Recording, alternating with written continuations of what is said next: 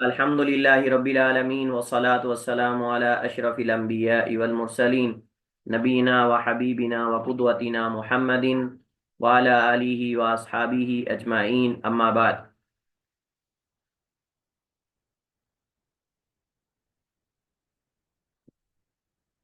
दूसरी फसल पर हम पहुंचे हैं और ये हदीस नंबर 28 है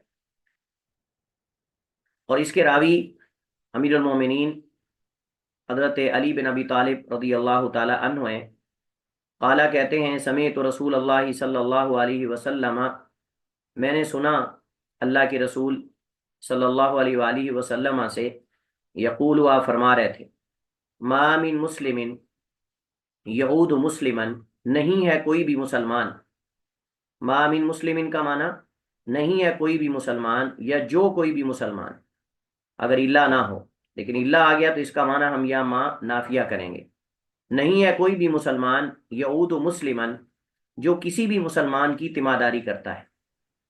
जो भी इस्लाम के दायरे में है और उसने कुफर का इर्तिकाब नहीं किया, वो मुसलमान है, अगरचे वो नाकिसुल ईमान है, अगरचे वो फासिक है, जब तक वो मुसलमान है उस वक्त तक उसका हक है कि उसकी तिमादारी की जाए। ये मतलब है। यहाँ नकिरा लाया गया ना, मुस्लिमान, कोई भी मुसलमान। तो नहीं है कोई भी मुसलमान यऊदु, वो इयादत करता है, तिमादारी करता है, मुस्लिमान, किसी मुसलमान की, गुदवतन। गुदवा का इतलाक जो है वो असल तो तुलुए फजर से लेकर तुलुए शम्स तक होता है, लेकिन यहाँ मुराद अव्वल नहार, दिन का अव्वल हिस्सा और इब्तिदाई हिस्सा है। दिन का आखिरी हिस्सा है। अल्लाह खैर करे।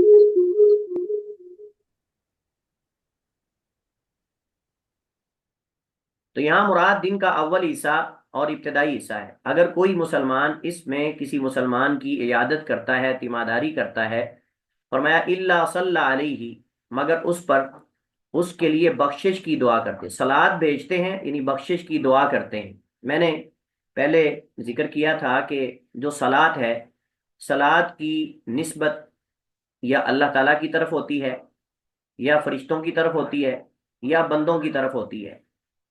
अगर सलात की निस्बत अल्लाह सुब्हानहु व तआला की तरफ हो तो फिर इससे मुराद अल्लाह सुब्हानहु व तआला का उस बंदे पर अपनी रहमतें और बरक़ात नाजिल करना और फरिश्तों के सामने उसकी तारीफ करना मुराद और मकसूद होता है इससे।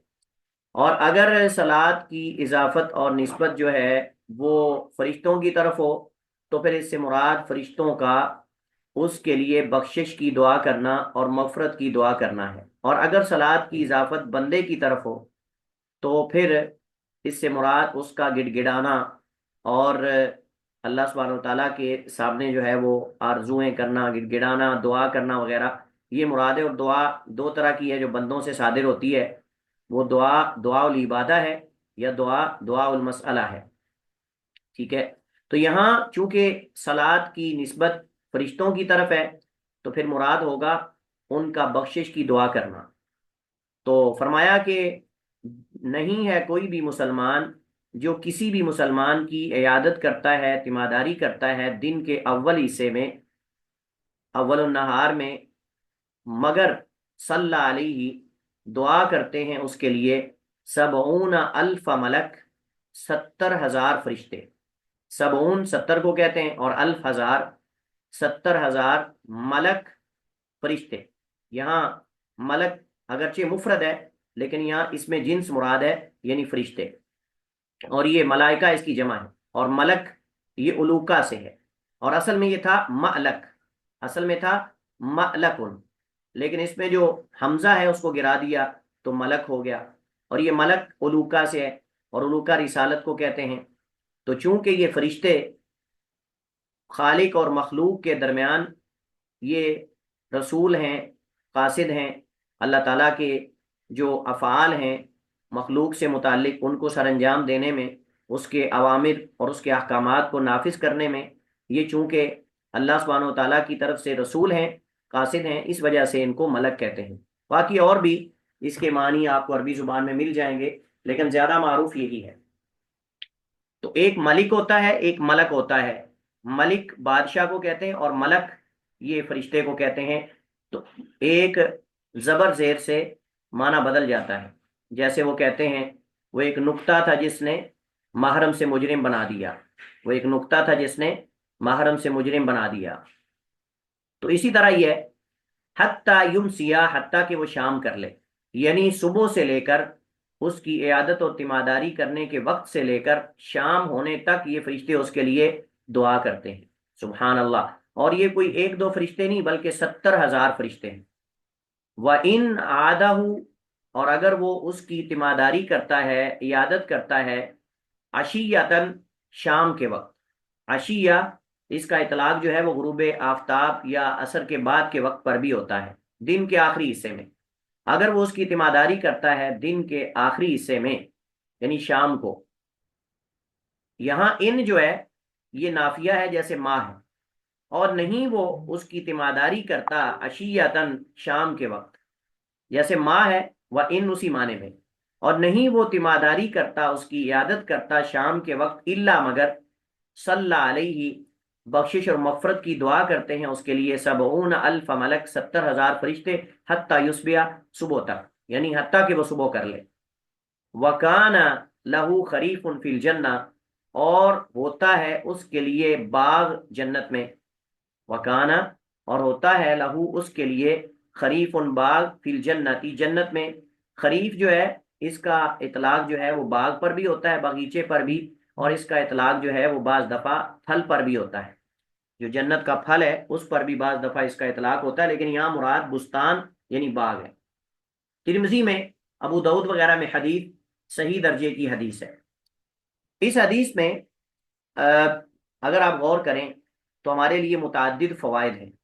پہلا فائدہ جس کا باب سے تعلق ہے کہ اس میں ترغیب ہے، فضیلت ہے مسلمان بیمار پرسی کرنے کی، تیمارداری کرنے کی. اور ویسے بھی ہم نے پیچھے پڑھا کہ یہ حق ہے مسلمان کا مسلمان پر. تو اس میں گویا کہ فضیلت ہے اور رغبت اور ترغیب دلائی گئی ہے، ابھارا گیا ہے مسلمان کی تیمارداری کرنے پر. اس سے پتہ چلتا ہے کہ فرشتے کئی قسم کے، کچھ فرشتے ایسے ہیں جو وحی لے کر آتے ہیں، کچھ فرشتے ایسے ہیں جو بارش برساتے ہیں، کچھ فرشتے ایسے ہیں جو رحم پر موکل ہیں، جو عورت کا رحم ہوتا ہے اس پر بچے کے معاملات کے حوالے سے. کچھ ایسے فرشتے ہیں جو کرامن کاتبین ہیں، کچھ ایسے ہیں جو منکر اور نکیر ہیں، کچھ ایسے ہیں جو والناشراتی نشرا، فالفارقاتی فرقا، والنازعاتی غرقا. یہ ان کی ڈیوٹیاں ہیں، روح قبض کرنے پر، بادل جو ہے وہ لانے پر، اور ان کو ہواؤں کو چلانے پر، اور یہ ساری چیزیں. تو فرشتے جو ہیں وہ اللہ سبحانہ و تعالیٰ کی مخلوق ہیں نورانی. اللہ تعالیٰ نے ان کو مختلف امور سونپے ہوئے ہیں. ان میں سے کچھ فرشتے ایسے ہیں جو ابن آدم اور انسان کے لیے دعا کرتے ہیں بخشش اور مغفرت کی. جیسے نبی علیہ الصلوۃ والسلام نے فرمایا کہ تم میں سے کوئی نماز پڑھ کے جب تک اپنی نماز کی جگہ پر بیٹھا رہتا ہے، فرمایا فَإِنَّ الْمَلَائِكَةَ تُصَلِّي عَلَىٰ أَحَدِكُم مَّا دَامَ فِي مُصَلَّىٰ. فَإِنَّ الْمَلَائِكَةَ تُصَلِّي عَلَىٰ أَحَدِكُم مَّا دَامَ فِي مُصَلَّىٰ. بے شک فرشتے جو ہیں وہ تم میں سے کسی ایک کے لیے بخشش کی دعا کرتے رہتے ہیں جب تک وہ اپنی نماز کی جگہ پر بیٹھا رہتا ہے. فَيَقُولُونَ اللَّهُمَّ اغْفِرْ لَهُ اللَّهُمَّ ارْحَمْهُ. وہ اللہ سے دعا کرتے ہیں اے اللہ اس پہ رحم کر، اس کو بخش دے. گویا کہ اس حدیث میں تفسیر بھی ہمیں مل گئی کہ فرشتوں کا صلات بھیجنے سے کیا مراد ہے. ای فیقولون اللہم اغفر لہ اللہم ارحمہ، اس کے لیے رحمت کی اور مغفرت کی دعا کرتے رہتے ہیں. تو کچھ فرشتے ایسے ہیں جن کی ڈیوٹی ہے ذکر کی مجالس تلاش کرنا، اور ذکر کی مجالس میں جانا، اور اہل ذکر کو جو ہے وہ اپنے پروں سے ڈھانپ لینا، اور جو ان کے لیے بخشش مغفرت کی دعا کرنا، اور اللہ کے حضور ان کی حاضری لگوانا اور گواہی دینا ان کے اس عمل پر، اس خیر پر اور اس ذکر پر وغیرہ وغیرہ. تو یہ فرشتے ہیں، اور یہ 70,000 فرشتے ہیں. اور اس حدیث سے ایک یہ پتہ چلتا ہے کہ تیمارداری اور عیادت کا کوئی وقت خاص نہیں ہے. عیادت اور تیمارداری کا کوئی وقت خاص نہیں ہے، بلکہ کسی وقت میں بھی جو مریض کے لیے موزوں ہو، کسی وقت میں بھی جو مریض کے لیے مناسب اور موزوں ہو، اس میں آپ اس کی تیمارداری کر سکتے ہیں. خصوصاً ایسے اوقات میں جس میں مریض جو ہے وہ کسی سے ملاقات کرنا چاہتا ہو اور وہ اپنے مرض کی وجہ سے بورنگ محسوس کر رہا ہو تو اس وقت، اور ایسے اوقات سے بچنا چاہیے جو مریض کے آرام کے اوقات ہوں، یا مریض کے دوائی لینے کے اوقات ہوں، یا پھر اس کے پردے کے مسائل گھر کے اندر ہوں، تو ایسے اوقات میں جو ہے وہ اجتناب کرنا چاہیے، یا اس کے گھر والوں کے سونے کے اوقات ہیں وغیرہ وغیرہ۔ تو مریض کی حالت کے مطابق کسی وقت میں بھی اس کی عیادت اور تیمارداری کی جا سکتی ہے۔ استدلال کہاں سے ہوا؟ غدوتن واشیتن، غدوتن واشیتن، صبح کے وقت یا شام کے وقت، کسی وقت میں بھی تیمارداری اور عیادت جو ہے وہ کر سکتا ہے۔ اور اس میں مسلمان مریض کی تیمارداری کی فضیلت کا بیان ہے کہ اس کے لیے فرشتے دعا کرتے ہیں، اور وہ اس کے لیے جو ہے وہ جنت کا ایک باغیچہ جو ہے وہ اللہ سبحانہ و تعالیٰ اس کے لیے لکھ دیتا ہے، اور وہ اس کے مقدر میں کر دیتا ہے۔ یعنی یہ عمل اس کے لیے اگر اللہ کی رضا کے لیے ہے تو جنت میں جانے کا ذریعہ بن جاتا ہے، اور اس کا سبب بن جاتا ہے۔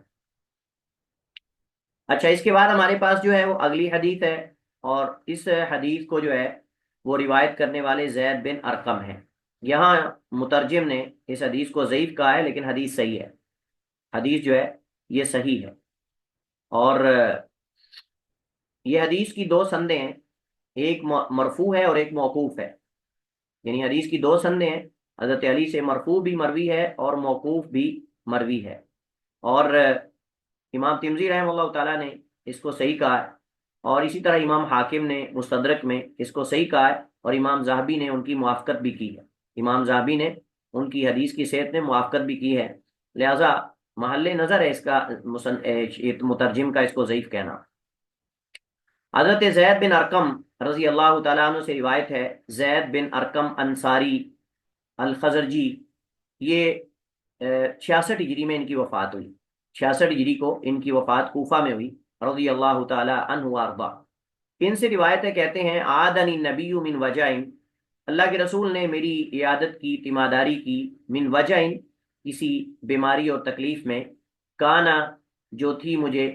یہ دیکھیں، یہ جو یہاں ہے نا، انہوں نے نسخے میں کاپی پیسٹ کیا ہے، اصل جو مشکات کا نسخہ ہے اس میں ہے کانا یصیبنی، کانا یصیبنی، مسند احمد میں یہ ہے، جبکہ بعض نسخوں میں ہے کانا بعینیا، کانا بعینیا، تو انہوں نے وہ الفاظ وہ نقل کر دی۔ یہ خیانت ہے، یہ خیانت ہے، خیانت اس وجہ سے ہے کہ مصنف نے جو الفاظ نقل کیے ہیں وہی نقل کرنے چاہیے، نہ کہ آپ کو لگے کہ جی صحیح الفاظ اس کے، یہ الفاظ فلاں اس میں تو آپ وہ نقل کر دیں۔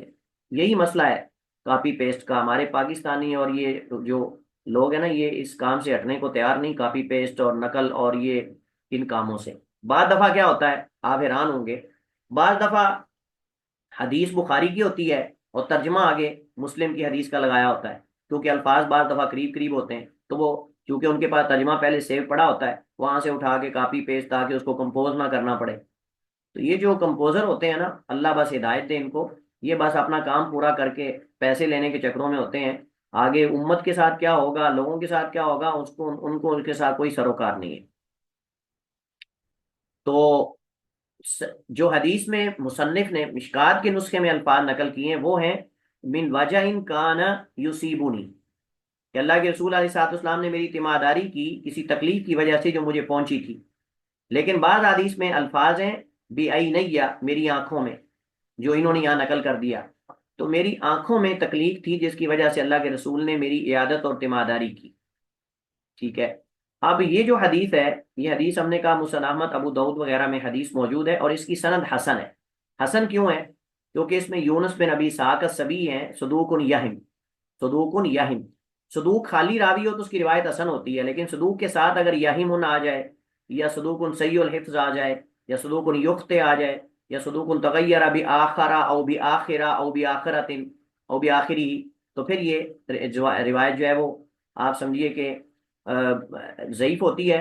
ہاں، اگر اس کی مطابت آ جائے تو پھر حسن ہوتی ہے۔ تو اس حدیث کی مطابت وغیرہ ہے، اس وجہ سے حدیث کو علماء نے جو ہے وہ حسن کہا ہے، امام منذری نے بھی اس کو حسن کہا ہے، اور بھی کئی علماء نے اس کو حسن کہا ہے۔ بہرحال اس حدیث میں بیمار پرسی اور عیادت کرنے کی مشروعیت کا بیان ہے، اور یہ اللہ کے نبی کی سنت ہے، اور اللہ کے نبی علیہ الصلوۃ والسلام ادنا سے ادنا صحابی اگر بیمار ہو جاتا تو اس کی بھی آپ تیمارداری کرتے تھے، یعنی بلا تفریق کہ یہ بڑا صحابی ہے، یہ چھوٹا ہے، یہ سابقون الاولون میں سے ہیں، یہ فلاں میں سے نہیں، اللہ کے رسول بلا تفریق اپنے تمام صحابہ کرام کی عیادت و تیمارداری کیا کرتے، حتیٰ کہ آپ تو یہود کی بھی تیمارداری کرتے تھے، اور کوئی یہودی بیمار ہو جاتا اس غرض سے کہ شاید وہ کلمہ پڑھ لے مسلمان ہو جائے، اللہ کے رسول جب یہودی بچے کے پاس گئے تو آپ نے اس کو کلمہ پڑھایا، مسلمان ہو گیا، تو آپ نے فرمایا الحمد للہ الذی نجاہ من النار۔ حضرت انس بن مالک رضی اللہ، اور یہ اللہ کے نبی کی تواضع کی دلیل ہے یہ حدیث، ایک تو تیمارداری اور عیادت میں ترغیب ہے اور اللہ کے نبی کی سنت ہے، اور دوسرا یہ کہ اللہ کے رسول کی تواضع اور عاجزی کی دلیل ہے کہ آپ جو ہے وہ اپنے صحابہ کی تیمارداری اور عیادت جو ہے وہ فرمانے چلے جاتے تھے۔ وعن انس قال قال رسول اللہ صلی اللہ علیہ وسلم، انس بن مالک رضی اللہ تعالی عنہ خادم رسول اللہ سے روایت ہے، کہتے ہیں قال رسول اللہ صلی اللہ علیہ وسلم، اللہ کے رسول نے فرمایا من توضع، جس نے وضو کیا، فاحسن الوضوء، اچھی طرح وضو کیا، وعاد اخاہ المسلم، اور اپنے مسلمان بھائی کی عیادت کی، تیمارداری کی، بیمار پرسی کی، محتسبا، ثواب کی نیت سے، یعنی صرف دکھانے کے لیے نہیں، صرف اپنے آپ سے تانا مینا دور کرنے کے لیے نہیں، باتوں سے بچنے کے لیے نہیں، بلکہ اللہ رب العالمین کی رضا اور خوشنودی کے لیے اور اس سے اجر و ثواب کے حصول کی غرض سے اپنے مسلمان بھائی کی تیمارداری کی، تو فرمایا بوعیدہ من جہنم مسیرۃ ستین خریفا، بوعیدہ یہ اصل میں جو بعد یباعد جس کا معنی ہوتا ہے دور کرنا، اس سے یہ مجہول کا صیغہ ہے، بوعیدہ اسے دور کیا گیا، دور کر دیا گیا، من جہنم جہنم سے، مسیرۃ ستین خریفا 70 سال کی مسافت، یعنی 70 برس اور 70 سال کی مسافت تک اسے جہنم سے دور کر دیا جاتا ہے۔ حدیث کی سند ضعیف ہے، حدیث کی سند جو ہے وہ ضعیف ہے، کیونکہ اس کی سند میں ایک راوی ہے دلہم القصاب، سوری فضل بن دلہم، فضل بن دلہم القصاب راوی ہے، یحییٰ بن معین کہتے ہیں ضعیف الحدیث ہے، اور امام احمد کہتے ہیں لا یحفظ، وہ حدیثیں ان کو یاد نہیں تھیں، تو بہرحال اس پہ جرح ہے راوی پر جو فضل بن دلہم القصاب ہیں، اس وجہ سے حدیث کی سند جو ہے وہ ضعیف ہے۔ البتہ بیمار پرسی اور عیادت کے بارے میں، اس کی فضیلت کے بارے میں، اس کے اجر و ثواب کے بارے میں صحیح احادیث پیچھے بہت ساری گزر چکی ہیں، اور وہ مستغنی کر دیتی ہیں اس طرح کی ضعیف احادیث کا سہارا لینے سے، اس طرح کی ضعیف احادیث کا سہارا لینے سے وہ مستغنی کر دیتی ہیں، کیونکہ صحیح احادیث جو موجود ہے۔ سوال یہ پیدا ہوتا ہے کہ اگر بالفرض حدیث صحیح ہو جائے تو وضو کرنے میں کیا حکمت ہے؟ ہاں جی، وضو کرنے میں کیا حکمت ہے؟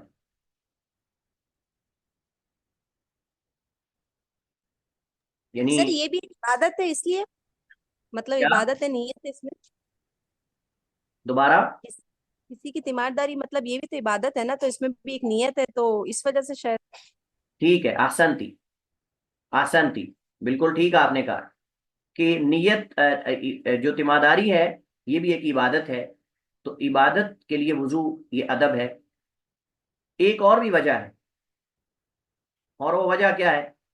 کیونکہ صاف ظاہر ہے کہ جب آپ تیمارداری کے لیے جاتے ہیں تو کس لیے جاتے ہیں؟ تیمارداری کا مقصد کیا ہے؟ ہاں جی بتائیے، مریم مطلب دل صاحبہ آپ جوئی بتائیے، کرنا۔ مریم صاحبہ آپ سر بتائیے، مریم معاف کرنا، اعجاز، مریم اعجاز، مریم اعجاز، مریم اعجاز صاحبہ آپ ہیں؟ مجھے چیک بھی کرنے دینا کہ کون کون لوگ ہیں اور کون کون لوگ صرف ہیں، کون کون ہیں اور کون کون صرف ہیں۔ ہاں سونیا آپ بتائیں۔ جی سر۔ آپ بتائیں کیا میں نے سوال کیا ہے؟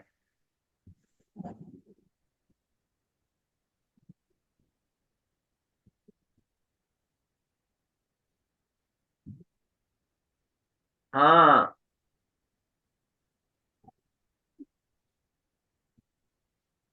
اقسا، اقسا صاحبہ آپ بتائیے۔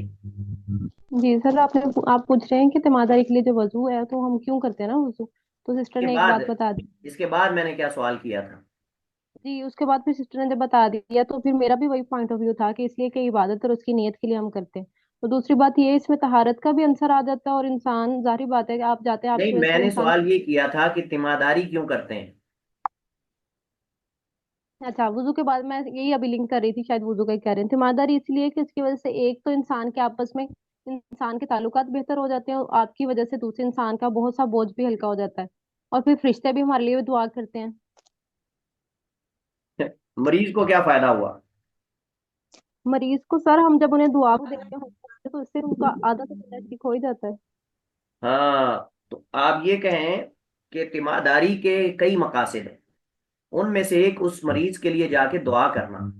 और मैंने हाँ जिक्र जी। किया था, चलें अपना माइक म्यूट कर लें।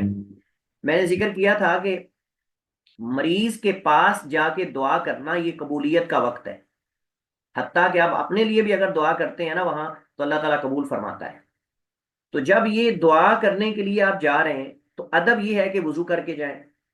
अदब ये कि वुजू करके जाएं, क्योंकि वुजू करके दुआ करना ये ज्यादा कबूलियत के करीब है। अकरबु इलल कबूलिया और इलल कबूल, कबूलियत के ज्यादा करीब है। तो मरीज के पास जाने का मकसद उनके केले खत्म करना नहीं, उनका खाना पीना सारा हजम करना नहीं, बल्कि मरीज के पास जाने का मकसद कुछ लेके जाना होना चाहिए। अच्छी बात है अगर आप ये लेके जाते हैं कुछ, कभी ऐसा भी करना चाहिए आदमी को, बजाय इसके कि वहां जाके कबाड़ा करे। कुछ मरीज के लिए ले जाए, उसका दिल खुश हो जाए। और अगर इस्तिताअत नहीं तो एक अलग बात है, लेकिन इस्तिताअत है तो मेरे ख्याल में इससे कुछ फर्क नहीं पड़ जाता।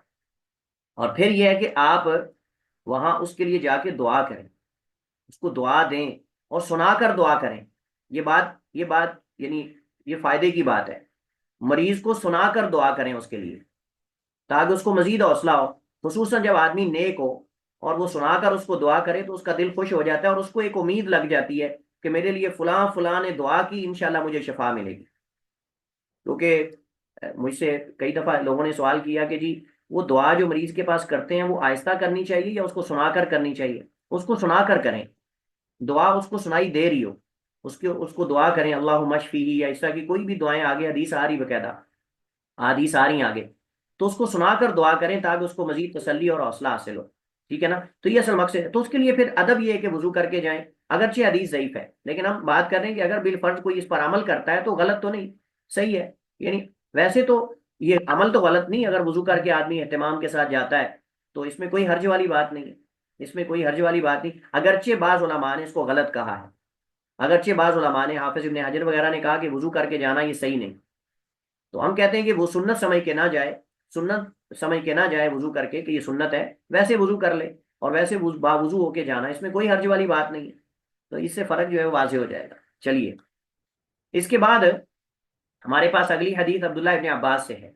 वान इब्न अब्बास रज़ियल्लाहु अन्हुमा क़ाल क़ाल रसूलुल्लाह सल्लल्लाहु अलैहि वसल्लम मा मिन मुस्लिमिन यऊदु मुस्लिमन फयक़ूलु सबअ मर्रात अस्अलुल्लाह अल अज़ीम रब्बल अर्शिल अज़ीम अन यशफियका, 7 दफा फरमाया कि मा मिन मुस्लिमिन,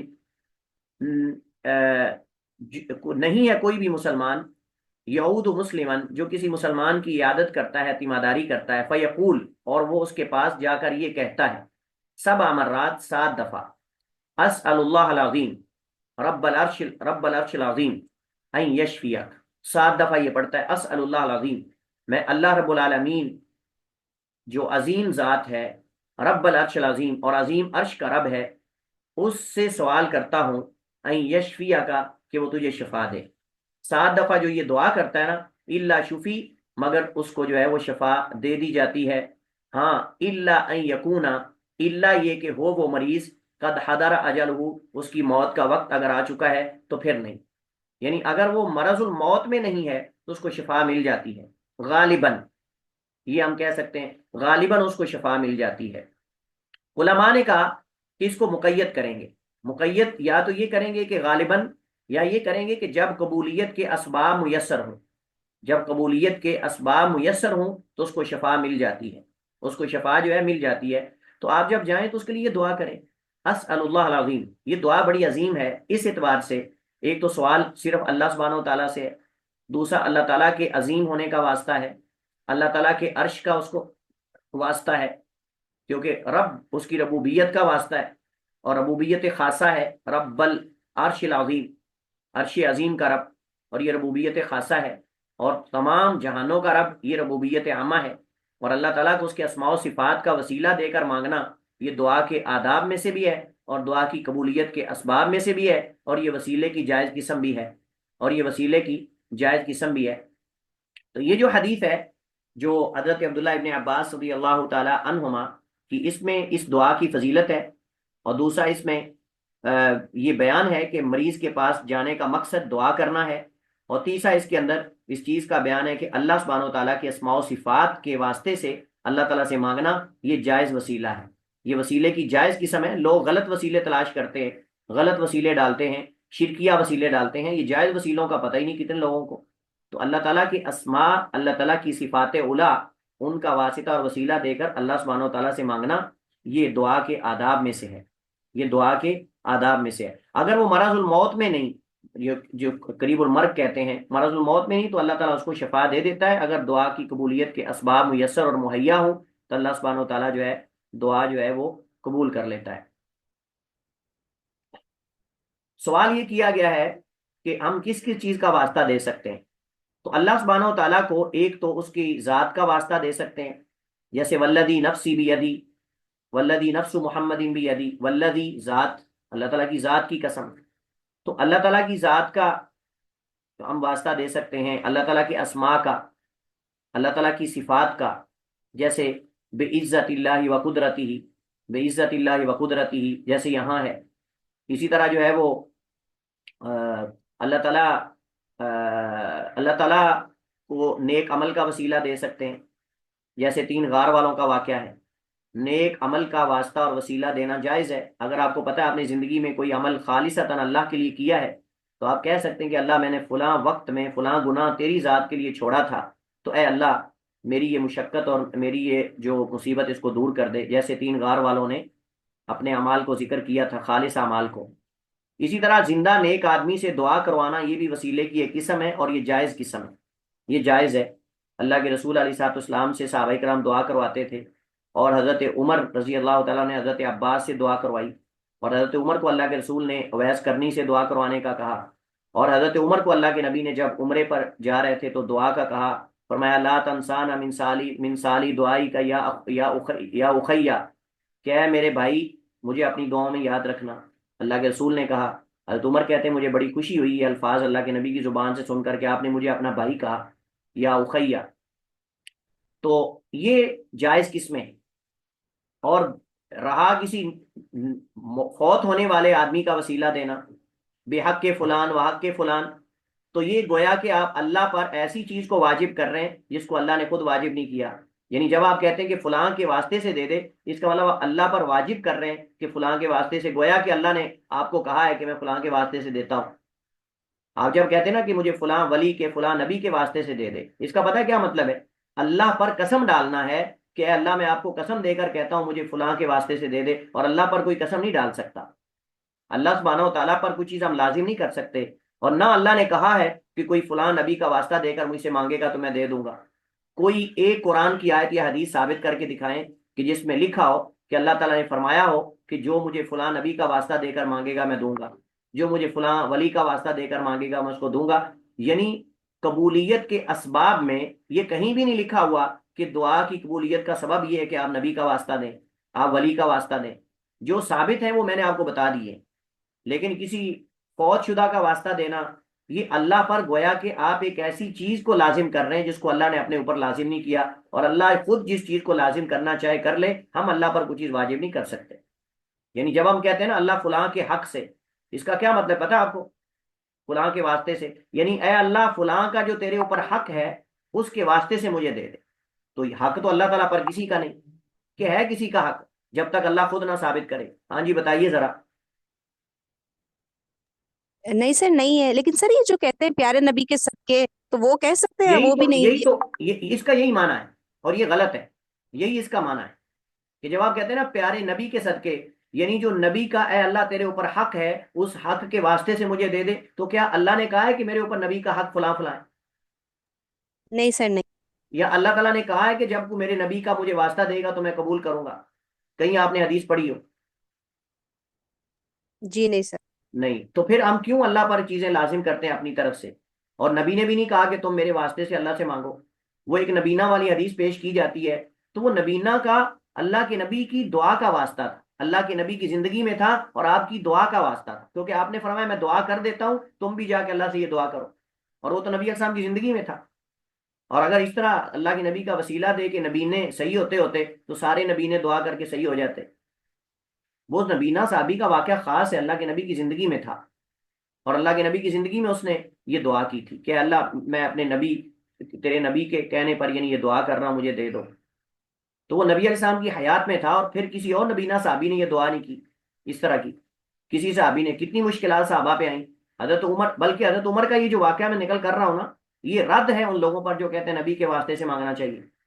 اگر نبی کے واسطے سے مانگنا جائز ہوتا تو حضرت عمر سیدھا قبر پہ جاتے، وہاں جا کے کھڑے ہو کے نبی کے واسطے سے مانگ لیتے، نبی کے صدقے سے۔ حضرت عباس کو کیوں لے کر کھلے میدان میں جاتے؟ کھلے میدان میں جا رہے ہیں، مسجد چھوڑ کے، مسجد نبی کو چھوڑ کے باہر جا رہے ہیں، مسجد نبی میں آتے، قبر آپ کی تو مسجد نبی کے پاس تھی، تو قبر پہ آتے نا، اگر کہتے کہ اے اللہ جب تیرے نبی زندہ تھے تو تیرے نبی کی دعا سے ہمیں مل جاتی تھی بارش، اور اب تیرے نبی کا واسطہ دے رہے ہیں۔ حضرت عمر نے یہ کہا ایسا؟ سیدنا عمر نے سارے دروازے بند کر دیے جو غلوف کی طرف، شرک کی طرف لے جانے والے تھے۔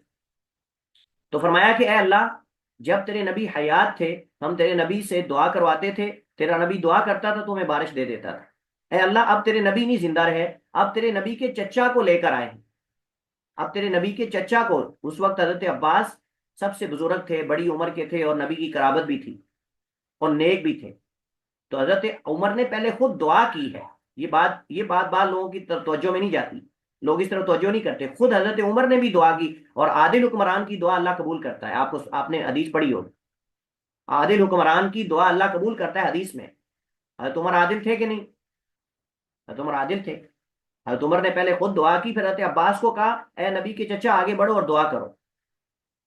تو حضرت عمر نے یہ ثابت کر دیا کہ زندہ نیک آدمی سے دعا کروا سکتے ہیں، لیکن مردوں سے جا کے مانگنے لگ جائیں، مردوں کے واسطے وسیلے دینے لگ جائیں، یہ شرکیہ وسیلے ہیں۔ یہی تو وہ کہتے تھے مشرکین مکہ، ما نعبدہم الا لیقربونا الی اللہ زلفا، کہ ہم ان کی عبادت صرف اس وجہ سے کرتے ہیں کہ ہمیں اللہ کے قریب کر دیتے ہیں۔ یہی آج کے ہمارے جو نام نہاد مسلمان ہیں وہ یہی دلیل دیتے ہیں، وہ کہتے ہیں ہم ان کی پوجا نہیں کرتے، نہ ان سے مانگتے ہیں، یہ چونکہ اللہ کے یہاں ایک مقام رکھتے ہیں تو ہم ان کے مقام کے واسطے سے اللہ سے مانگ رہے ہیں۔ تو بھائی اللہ نے کہا ہے کہ ان کا مقام میرے ہاں کوئی اہمیت رکھتا ہے، یا میں اس کے واسطے سے آپ کو دوں گا؟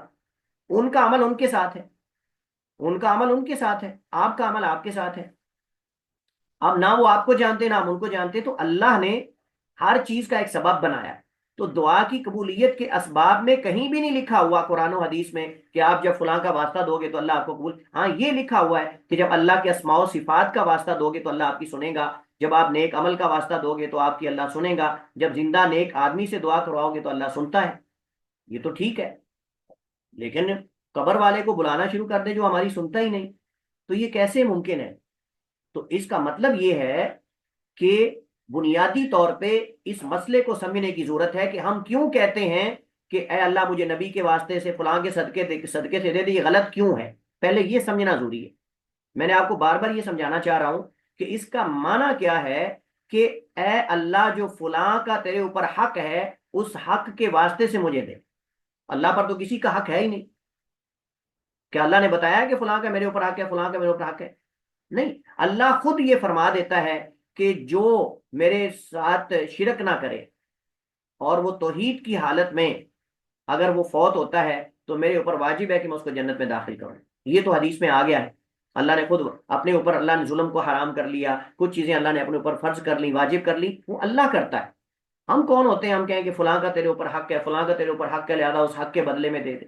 ہاں یہ آپ کہیں کہ اے اللہ میں تیرے نبی محمد پر ایمان لایا، میں تیرے نبی محمد پر ایمان لایا، اس ایمان لانے کے صدقے سے مجھے فلاں چیز دے دے، یہ جائز ہے۔ یہی عقیدے کی اصلاح کی ضرورت ہے، یہی چیزوں کے سمجھنے کی ضرورت ہے، یہ باریکیاں، یہ چیزیں سمجھنے کی ضرورت ہے کہ اے اللہ میں تیرے نبی پر ایمان لایا اور تیرے نبی کو آخری نبی مانتا ہوں، رسول مانتا ہوں، اس میرے ایمان لانے کے بدلے میں مجھے فلاں چیز دے دے۔ یہ جائز ہے، کیونکہ نیک عمل کا وسیلہ اللہ کے ہاں جائز ہے، جیسے 3 غار والوں کا واقعہ بخاری مسلم میں موجود ہے۔ امید ہے انشاءاللہ مسئلہ واضح ہو گیا ہوگا اور آپ سمجھ گئے ہوں گے۔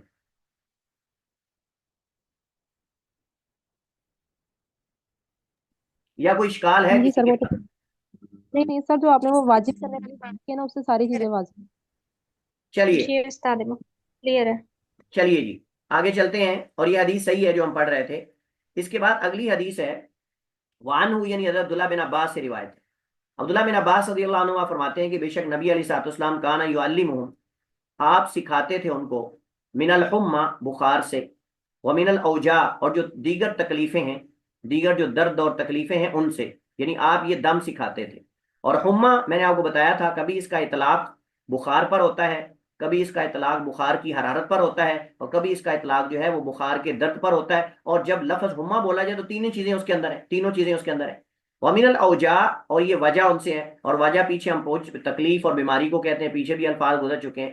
تو یہ اوجاع وجہ ان کی جمع ہے، اور اس سے مراد تکلیفیں، یعنی درد وغیرہ، تکلیفیں وغیرہ، ہر طرح کی تکلیف اور درد سے اللہ کے نبی صاحب نے یہ دم سکھایا۔ کلیہا کا معنی ساری کی ساری، ان یقولو کہ وہ کہیں صحابہ کرام، بسم اللہ الکبیر، بسم اللہ، اللہ کے نام سے تبرک لیتا ہوں جو کہ الکبیر بہت بڑی ذات ہے۔ گویا کہ یہ بسم اللہ الکبیر کس معنی میں ہے؟ اللہ اکبر کے معنی میں، یعنی اس اللہ کے نام سے جو سب سے بڑا ہے۔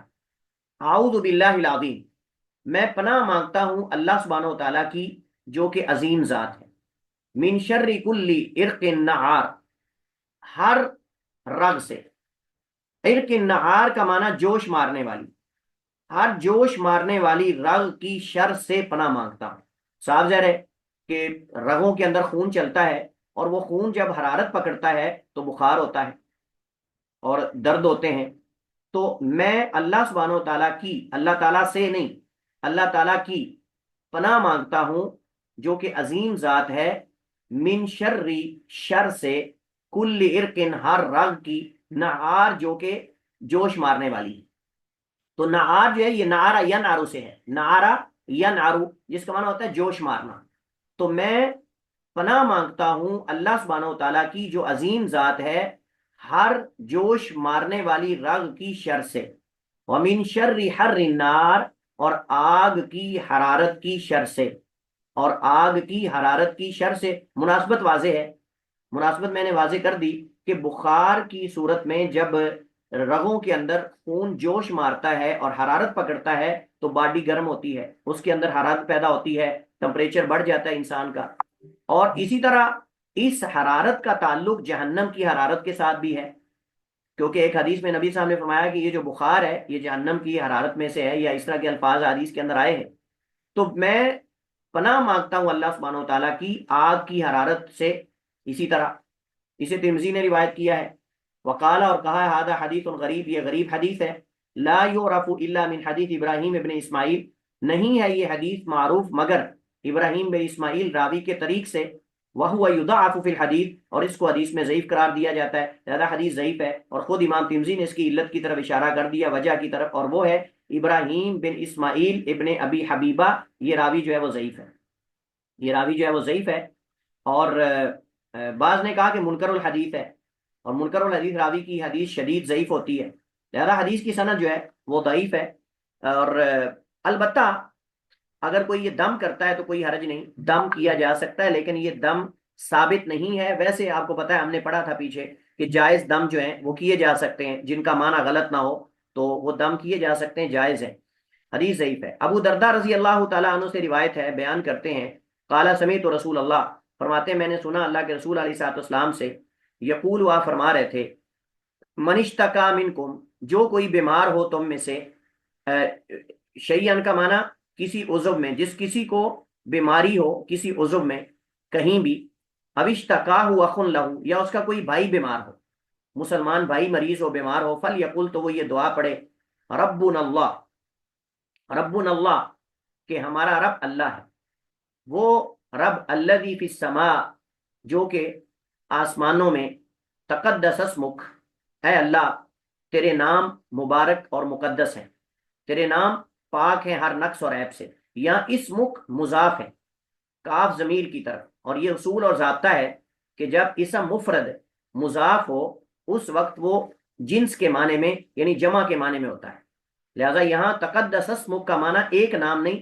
بلکہ اللہ کے سارے نام، کہ اے ہمارے رب اللہ جو کہ آسمانوں پہ ہے، فی السماء کا معنی علی السماء، آسمانوں پہ ہے، یعنی بلند آسمانوں پہ، تقدس اسمک، تیرا اسم یعنی تیرے نام مقدس ہے، یعنی ہر نقص اور عیب سے پاک ہے۔ امرک فی السماء والارض، ای امرک نافذ، تیرا حکم نافذ ہونے والا ہے، جاری ہونے والا ہے اور اس کی تعمیل ہونے والی ہے، فی السماء والارض، آسمانوں میں اور زمین میں، یعنی اے رب تیرا حکم ہی چلتا ہے آسمانوں میں اور زمین میں، کسی اور کا نہیں چل سکتا۔ کما جیسا کہ رحمتو کا فی السماء، اے اللہ تو نے اہل آسمان پہ رحمت کی ہے، فرشتوں پر، انبیاء پر، جو روحیں آسمانوں میں ہیں ان پر، علیین میں، جنت میں، شہداء ہیں، دیگر ہیں، اللہ جو جیسے تو نے اہل آسمان پہ رحمت کی ہے، فجعل، یہ کاف تعلیل کا ہے، جیسے، فجعل تو رکھ دے، بنا دے، رحمت کا اپنی رحمت، فی الارض، زمین میں بھی، کہ اللہ جیسے اہل آسمان پہ تو نے رحمت کی ہے، اہل زمین زیادہ رحمت کے مستحق اور حقدار ہیں، اللہ ان پہ بھی رحمت کر دے، خصوصاً اس مریض پر، خصوصاً اس مریض پر جس پر دم کیا جا رہا ہے، یہ خاص رحمت کا محتاج ہے۔ اغفر لنا عوبنا و خطایانا، اغفر لنا، بخش دے ہمیں، عوبنا، ہمارے گناہ، کبیرہ اور صغیرہ، حوب کہتے ہیں کبیرہ گناہوں کو، اور خطایا صغیرہ کو، اگر اکٹھے آئیں، اور اگر الگ الگ آئیں تو پھر دونوں طرح کے گناہ ہیں، حوب اگر اکیلا آئے تو پھر صغیرہ کبیرہ دونوں، خطایا اگر اکیلا ہے تو صغیرہ کبیرہ دونوں، لیکن جب اکٹھے آئیں گے تو پھر فرق کریں گے، جیسے فقیر اور مسکین میں فرق کیا جاتا ہے، جیسے ایمان اور اسلام میں فرق کیا جاتا ہے، بر اور احسان میں کیا جاتا ہے، اسی طرح دیگر کئی الفاظ ہیں جن میں فرق کیا جاتا ہے۔ تو اغفر، بخش دے، لنا ہمیں، خوبانا، ہمارے کبیرہ گناہ، و خطایانا، ہمارے صغیرہ گناہ، انت رب الطیبین، اے اللہ تو پاک لوگوں کا، نیک لوگوں کا رب ہے۔ یہاں اللہ سبحانہ و تعالیٰ کی خاص ربوبیت کو ذکر کیا، عام نہیں، خاص ربوبیت، اے اللہ تو طیبین اور پاکیزہ لوگوں کا، نیک لوگوں کا رب ہے، ٹھیک ہے۔ انزل رحمتن، اتار اپنی رحمت، من رحمتی کا، اپنی رحمتوں میں سے، یہاں بھی اسی طرح جیسے میں نے اسما کا کہا نا، اسمو کا، اسی طرح رحمت کا مراد یہاں اس میں جنس یعنی جمع مراد ہے، اپنی رحمتوں میں سے، اپنی رحمات میں سے رحمت اتار، و شفا ان، اور شفا، من شفائی کا، اپنی شفا میں سے، علی ھذا الوجع، اس مریض پر، وجع بمانا مریض، اس مریض پر، فیبرؤ، تو وہ شفا یاب ہو جائے، فیبرؤ کا مانا وہ اچھا ہو جائے، صحت یاب ہو جائے، کہ اللہ جیسے تو طیبین کا رب ہے اور تو نے ان کا خیال رکھا، تو نے ان کی حفاظت کی، عنایت اور اہتمام کیا، اے اللہ ایسے اس مریض کے ساتھ بھی اہتمام کر، اللہ اس کو بھی شفا دے دے، اس پر بھی رحمت کر، اس کا بھی، اللہ اس کی بھی حفاظت کر، اور اس کو بھی، اس پر بھی اپنی رحمت نازل کر، وغیرہ وغیرہ۔ فیبرؤ، تو وہ جو مریض ہے وہ شفا یاب ہو جائے۔ ابو داؤد میں حدیث ہے، اور حدیث کی سند میں علماء نے کلام کی ہے، حدیث کی سند میں علماء نے کلام کی ہے، بعض علماء کہتے ہیں کہ حدیث کی سند جو ہے وہ ضعیف ہے، لیکن راجح اور صحیح بات یہ کہ حدیث کی سند حسن ہے، حسن درجے کی روایت ہے، مطابعت اور شواہد اس کے ہیں، اور علماء نے، علماء عقیدہ نے باقاعدہ اس حدیث سے مختلف مسائل میں استدلال کیا ہے، مثلا اللہ سبحانہ و تعالیٰ کی جو اللہ تعالیٰ کی صفات ہیں، ربوبیت خاصہ، ربوبیت خاصہ، اور ربنا، یہ مسلمان مراد ہیں، ربنا ہمارے رب، اور اسی طرح رب الطیبین ربوبیت خاصہ ہے، اور ربوبیت دو طرح کی ہے، ایک ربوبیت عامہ ہے، ایک ربوبیت خاصہ ہے، اور ہم دونوں کا واسطہ اللہ تعالیٰ کو دے سکتے ہیں۔ الحمدللہ رب العالمین، یہاں ربوبیت عامہ ہے، جیسے قالوا آمنا برب العالمین، یہ ربوبیت عامہ ہے، لیکن ربی موسیٰ و ہارون ربوبیت خاصہ ہے، ربی موسیٰ و ہارون یہ ربوبیت خاصہ ہے، اسی طرح رب ہذہ البلدہ یہ ربوبیت خاصہ ہے، اسی طرح رب کل شیء یہ ربوبیت عامہ ہے، اور اس کی مثالیں آپ کو قرآن و حدیث میں بہت ساری جو ہیں وہ مل جائیں گی۔ اور رحمت بھی اللہ کی دو طرح کی ہے، رحمت بھی دو طرح کی ہے، ایک رحمت عام ہے، ایک رحمت خاص ہے۔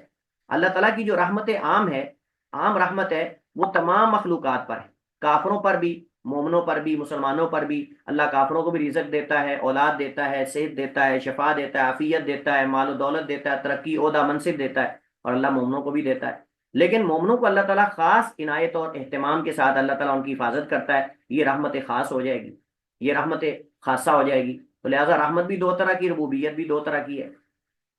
اور اسی طرح اس سے پتہ چلتا ہے کہ اللہ تعالیٰ اپنے یعنی عرش پر مستوی ساتوں آسمانوں کے اوپر ہے، کیونکہ فرمایا ربنا اللہ الذی فی السماء، ای علی السماء، یہ حرف جر ایک دوسرے کی جگہ پر آتے رہتے ہیں، یہاں فی بمانا علی ہے، یہاں فی بمانا علی ہے، یعنی الذی علی السماء، جو آسمانوں پہ ہے، یعنی آسمانوں پہ بلند ہے، اپنے عرش پر مستوی ہے، اور اس سے پتہ چلتا ہے اللہ کے اسماء تمام نقص اور عیوب سے پاک ہیں، ہر قسم کے نقص اور عیب سے پاک ہیں، تشبیہ سے، کیفیت سے، مثال سے، ہر چیز سے اللہ تعالیٰ کے اسماء و صفات پاک ہیں، ٹھیک ہے۔ اور یہی مطلب ہے سبحان ربک رب العزت عما یصفون وسلام علی المرسلین والحمد للہ رب العالمین کا بھی مطلب یہی ہے۔ تو یہ ہے کہ اللہ تعالیٰ کو جب اس کے اسماء اور اس کی صفات کا وسیلہ دیا جائے تو اللہ سبحانہ و تعالیٰ جو ہے دعا کو قبول کرتا ہے، وہ مریض کے حق میں ہو یا آپ کے اپنے حق میں ہو یا کسی دوسرے مسلمان کے حق میں ہو۔ واللہ تعالیٰ عالم و احکم، وصلی اللہ وسلم علی نبینا محمد وعلی آلہ وصحبہ وسلم۔ آپ کا کوئی سوال، کوئی اشکال، کوئی استفسار تو آپ کر سکتے ہیں۔